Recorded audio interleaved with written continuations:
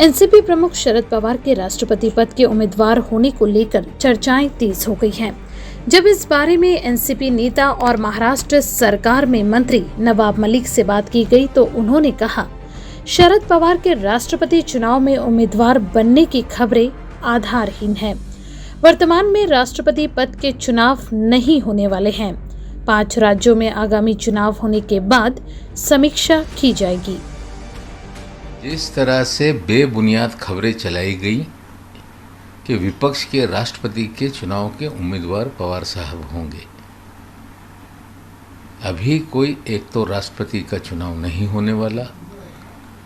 5 राज्यों के चुनाव के बाद परिस्थितियाँ क्या हैं उसकी समीक्षा की जाएगी। ना तो पार्टी के भीतर इस तरह की कोई चर्चा हुई, न अन्य दलों से कोई बातचीत हुई है। जो भी खबरें चलाई जा रही हैं मनगढ़ंत बेबुनियाद हैं, उसका कोई भी आधार नहीं है। Twitter is a platform where the people can speak fearlessly. They can put their voice, they can put their evidence of regarding any injustice done toward anybody. But in this country, many things are controlled. No platform is there to raise their voice. The platform like Twitter is revealing the truth. And that's why the country are every and next day asking some information from them.